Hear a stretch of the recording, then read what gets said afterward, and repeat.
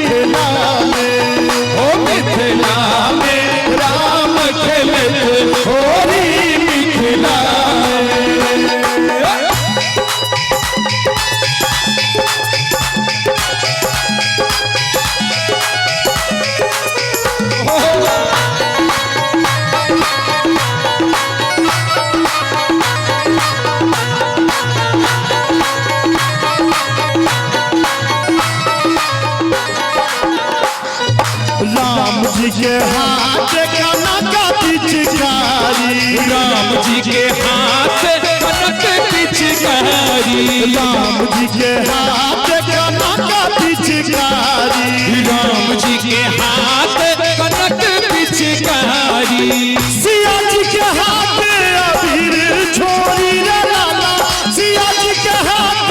अबीर छोरी मिथिला होली है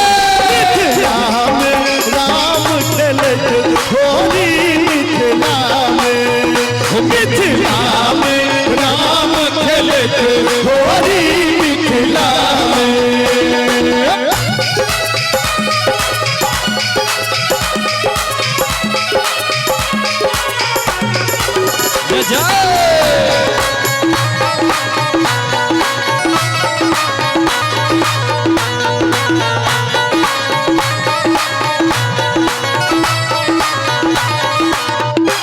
कर भीजे पिया पीताम्बर कर भीजे पिया पीताम्बर बाबा ओरिया जा खाली हमरा सब लोग ओरिया के किन कर भीजे पिया पीताम्बर किन कर भीजे पिया पीताम्बर किन कर भीजे कुसुम चुनरी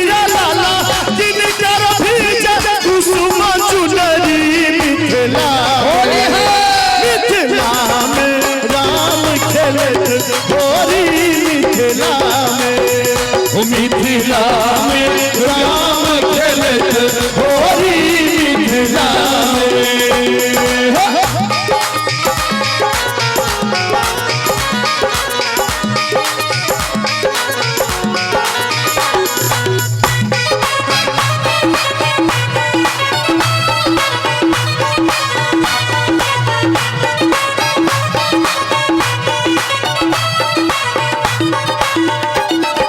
राम जी के शोभे पिया पीताम्बर राम जी के शोभे पिया पीताम्बर राम जी के भीजे पिया पीताम्बर पिया पीताम्बर भीजे पिया पीताम्बर सिया जी के भीजे कुसुम चुनरी लाला सिया जी के भीजे कुसुम चुनरी मिथिला में होली गीत भर रहा है तो होली वाला ताली हेबाक चाहिए। कनी काल के लिए सोच लियो जे गाम में दूटा चौकी गेटल छे एतो एगो हारमोनिया ढोलक ल के सब गोटे बैसल छथिन आ तखन जे होली गीत के आनंद होइत रही छे वह ताली चारों तरफ से बजबाक चाही गाबैयो के चाही कि मिथिला में राम खेलत होली मिथिला में राम खेलत होली मिथिला में हो खेलत होली हो खेलत होली हो खेलत होली हो खेलत होली मिथिला में राम खेलत होली मिथिला में